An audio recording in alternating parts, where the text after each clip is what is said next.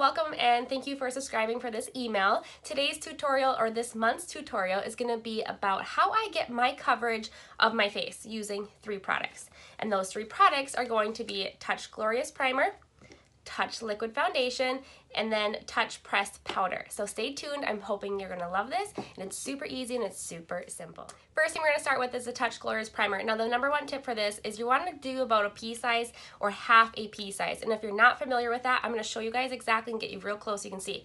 Mine's getting a little empty, but if you squeeze your Glorious Primer onto the tip of your finger, you're looking at just a dab, like a little dab, the tip of a pen.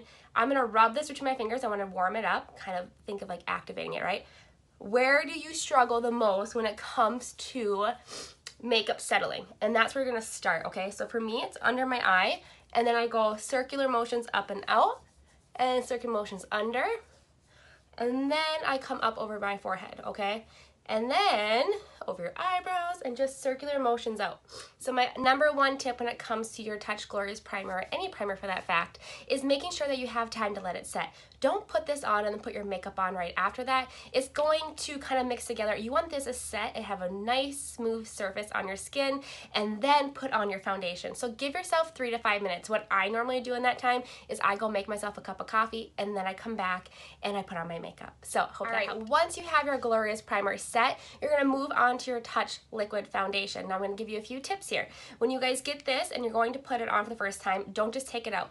Our products are naturally based. That's a good thing. It's gonna settle down, so you wanna make sure you mix it up before you use it. What I like to do is take your dopper and just rest, you see how there's that edge there, rest that on there, squeeze the stuff that's in your dopper back into the bottle, give it a second to settle back into the bottom of this, reinsert this, tighten it really nice and tight, and give it a good shake for about 20 to 30 seconds. Once you've done that, then you can re-squeeze this and pull this out and put your 4 drops.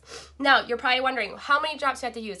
Yes, I said 4, and that's where my base is. You may need more, but always start with 3 to 4, okay? Less is more. I just have a lot of redness. I like to blend and even out, but if you have acne or scars or rosacea, you may want to start with 3 to 4 and then add 1 or 2 drops after you've blended that on.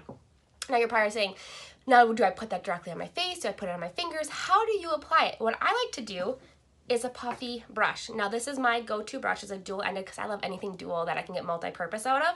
So I usually will do 4 drops on this.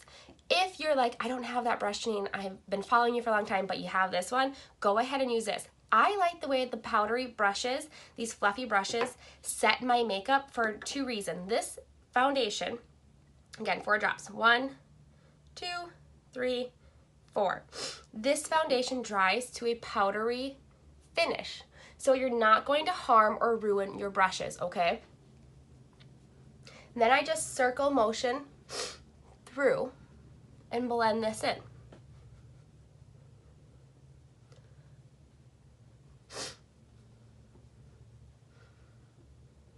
I might come down a little bit lower and slower on my nose and under my eyes. And once you have that done, once you get that done and this is all nicely blended in, you don't have any more dots on your face or heavy streaks of makeup, that will set to a nice powdery finish. Isn't that amazing? Now stay tuned. We're gonna go for my last step when it comes to just getting my foundation set is I like to top it with a little bit of pressed powder. Now you may like just a setting powder, which is translucent, which means there's no color, but I like to use the same shade as my liquid foundation. I take the little pad out and I go back to that powdery brush.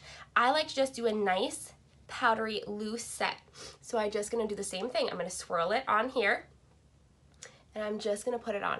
I like this better for the last and final finish because this is a full coverage. If you struggle with a medium coverage from your liquid foundation, you may want to top it with a little bit of pressed powder. Pressed powder is a full coverage and it's just going to give you that nice powdery matte finish. Alright ladies, that is how I get my full coverage using 3 products and 1 brush. Thank you for tuning in and I can't wait to see you again.